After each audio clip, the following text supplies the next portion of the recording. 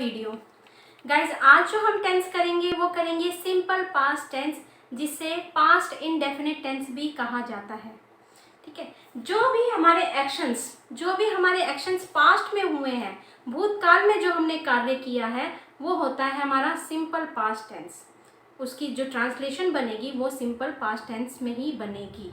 जैसे कल मैं मार्केट गई, कल मैंने अपनी मतलब बहुत पुरानी दोस्त को फ़ोन किया, कल हमने ये मैच देखा, कल मेरे घर मेहमान आए, कल मैंने खाने में ये बनाया, कल हमने ये चैप्टर कंप्लीट किया।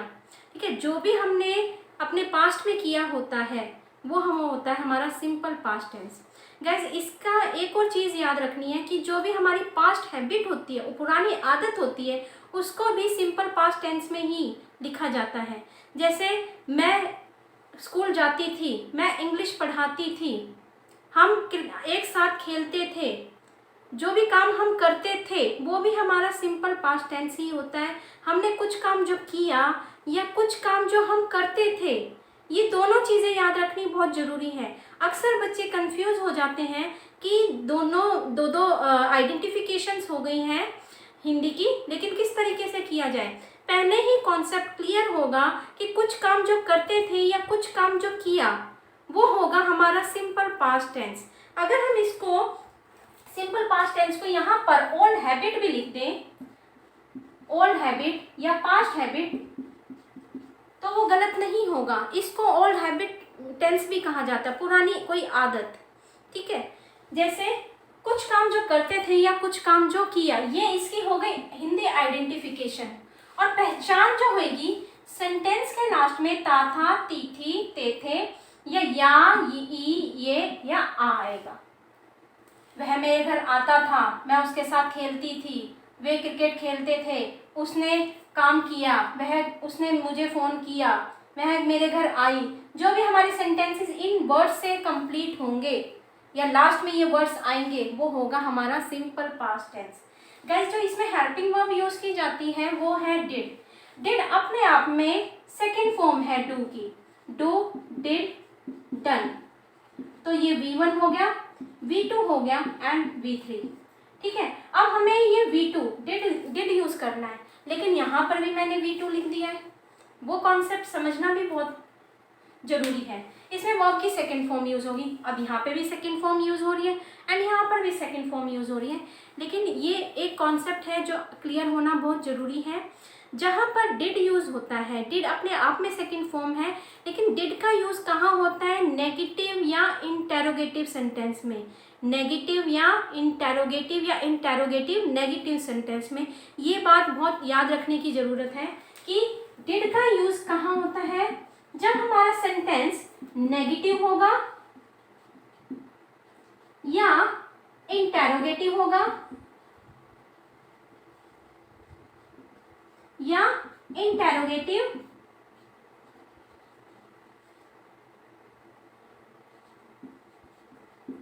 नेगेटिव होगा, वहीं पर डिड का यूज किया जाएगा as a helping verb. Otherwise इसका यूज नहीं किया जाएगा। सिंपल सेंटेंस में डिड का यूज नहीं किया जाएगा, सिंपल सेंटेंस में V2 का यूज किया जाएगा। वर्ब की सेकंड फॉर्म, मैंने यहाँ पे भी लिख दिया है second form of verb V2। Clear? जैसे डू का हो गया सेकंड फॉर्म। यहाँ पर जैसे मैंने इनाम जीता, अब यहाँ पे जीता ता आ गया, या मैं इनाम जीतता था, मैंने इनाम जीता, आ की सेंस आ रही है, मैंने इनाम जीता। तो मैंने आई, जीतने को विन की second form won, I won the first इनाम जीता, पहला इनाम जीता, I won the first prize, I won the first prize. अब मैंने एक सेंटेंस और लिखा है गाइज, गया गया गया। अक्सर बच्चे कंफ्यूज हो जाते हैं कि मैम गया गया गया ये क्या है? गया, इसमें जो फर्स्ट है वो है हमारा सब्जेक्ट, किसी का नाम है। गया एक जगह का नाम है और गया जाने को कहते हैं। गया गया गया, गया किसी पर्सन का नाम है, ये नाउन है। गया जाने को, गो की सेकंड फॉर्म वेंट, गया वेंट टू गया, गया वेंट टू गया। Clear guys? आपको ये कॉन्सेप्ट समझना बहुत ज़रूरी है कि डिड का यूज़ सिर्फ नेगेटिव इंटेरोगेटिव या फिर इंटेरोगेटिव नेगेटिव में होगा। चलिए गाइस, अब इसका नेगेटिव सेंटेंस स्ट्रक्चर कर लेते हैं। गाइस, नेगेटिव सेंटेंस स्ट्रक्चर करने से पहले मुझे एक और बात आपको बतानी है कि जो भी हम स्टोरी मेकिंग करते हैं, कोई भी स्टोरी लिखी जाती है, उसमें सिंपल पास्ट टेंस का यूज़ किया जाता है। याद रखना, कोई भी स्टोरी मेकिंग, कोई भी स्टोरी राइटिंग होती है, उसमें सिंपल पास्ट टेंस यूज़ किया जाता है। कुछ भी काम जो पहले हुआ है उसमें सिंपल पास्ट टेंस ही यूज़ किया जाएगा। ये बहुत इम्पोर्टेंट टेंस है, हमारी स्टोरी राइटिंग में बहुत इम्पोर्टेंट टेंस है। जैसे प्रेजेंट इंडेफिनिट टेंस हमारा पैराग्राफ राइटिंग के लिए होता है, ऐसे ही सिंपल पास्ट टेंस हमारा स्टोरी राइटिंग के लिए होता है। चलिए गाइस, अब करते हैं नेगेटिव सेंटेंस स्ट्रक्चर। देखिए, मैंने उसका स्ट्रक्चर पहले ही लिख दिया है और उसके कुछ सेंटेंसेस भी लिख दिए ताकि आपका टाइम सेव हो जाए और मैं भी अपनी बातें पूरी तरह एक्सप्लेन कर पाऊँ। ये देखिए गाइस, इसका जो नेगेटिव सेंटेंस स्ट्रक्चर होता है, पहले आएगा सब्जेक्ट, देन डिड। अब इसमें डिड यूज़ होगा, देन नॉट अब यूज़ होगा गाइस इसमें V1 यूज़ होगा, क्योंकि डिड सेकेंड फॉर्म है डू की, तो डिड सेकेंड फॉर्म आ चुकी है एज अ हेल्पिंग वर्ब, तो अब हम जो मेन वर्ब करेंगे उसको फर्स्ट फॉर्म लेना पड़ेगा, V1 यूज़ करना होगा हमें। ऐसा नहीं कि हमने V2 एक बार यूज़ कर लिया और फिर से V2 यूज़ करेंगे, नहीं। V2 वर्ब की सेकेंड फॉर्म एक ही बार यूज़ होगी, एक ही बार सेंटेंस में यूज़ होगी। जब सेंटेंस फिनिश होएगा तब दोबारा यूज़ कर सकते हैं, अदरवाइज एक सेंटेंस में हम एक ही बार V2 यूज़ करेंगे। देखिए कि subject did plus not plus V1 then object. Did पहले ही डू की सेकंड फॉर्म है, और गाइस जब डिड यूज़ किया जाता है, चाहे एज अ नेगेटिव सेंटेंस में हो या एज एन इंटेरोगेटिव सेंटेंस में हो, उसके साथ हमेशा वर्ब की फर्स्ट फॉर्म आएगी। कई बार बच्चे क्या करते हैं, डिड भी यूज़ कर देते हैं और सेकंड फॉर्म भी यूज़ कर देते हैं, वो बिल्कुल ग्रामेटिकली गलत है। डिड के साथ हमेशा वर्ब की फर्स्ट फॉर्म आएगी। क्लियर? जैसे मैंने यहाँ पे कुछ सेंटेंसेस लिखे हैं कि दर्जी ने सुई में धागा नहीं डाला। दर्जी, टेलर डिड नॉट, धागा डालना थ्रेड, सुई में थ्रेड द नीडल। दर्जी ने सुई में धागा नहीं डाला। कल बारिश नहीं हुई। It did not rain yesterday. It did not rain yesterday. कल मैंने खाना नहीं बनाया। I did not make the food yesterday. कल मैंने उससे बात नहीं की। I did not talk to her yesterday.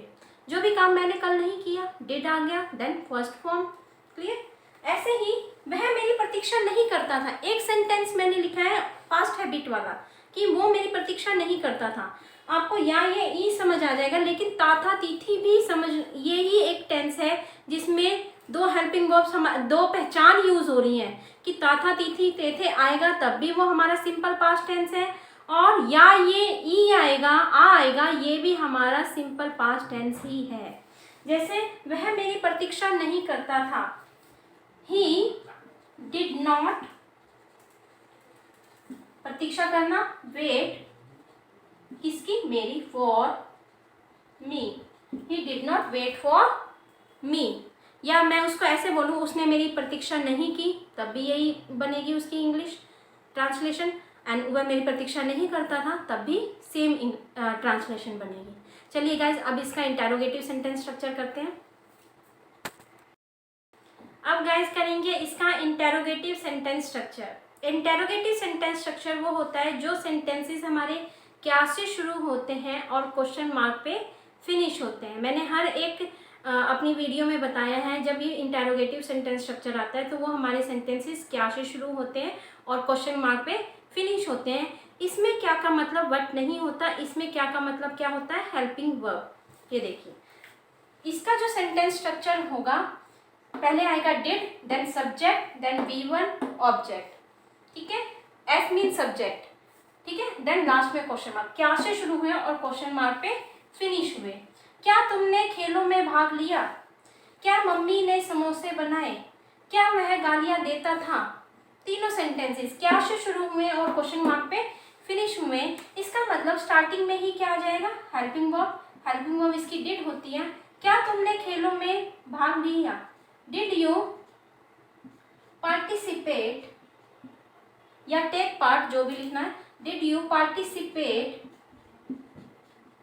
In games, did you participate in games. क्या मम्मी ने समोसे बनाए, डिड मदर या mummy, did mother make samosas, samosas, ठीक है। Did mother make samosas. क्या वह गालियां देता था, डिड ही अब्यूज, अब दूसरों का देता था, डिड ही अब्यूज अदर्स लिख सकते हैं, डिड ही अब्यूज। क्या से शुरू हुए और क्वेश्चन मार्क पे फिनिश हुए। तो ये बिल्कुल इजी है, बस इसका कॉन्सेप्ट समझना ही आपको पड़ेगा कि कॉन्सेप्ट समझ गए तो आपका कभी भी टेंस गलत नहीं होगा। कॉन्सेप्ट क्लियर होना चाहिए, सेंटेंस स्ट्रक्चर कैसे बनेगा। चलिए गाइज अब करेंगे interrogative negative sentence structure. Interrogative negative sentence structure जिसमें क्या भी आएगा, नहीं भी आएगा एंड क्वेश्चन मार्क भी आएगा। जैसे इसका जो सेंटेंस स्ट्रक्चर बनेगा, पहले did, then subject and third number पर not, then V1, then object, last में क्वेश्चन मार्क। मैंने कुछ सेंटेंसेस लिखे हैं।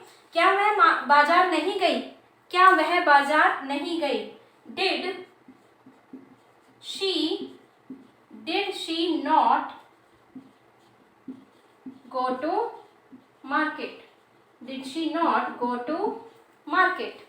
क्लियर। क्या तुमने नई किताब नहीं खरीदी, did you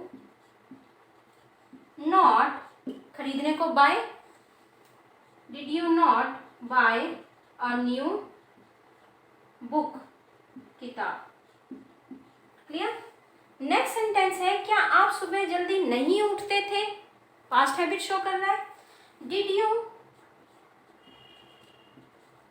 not get up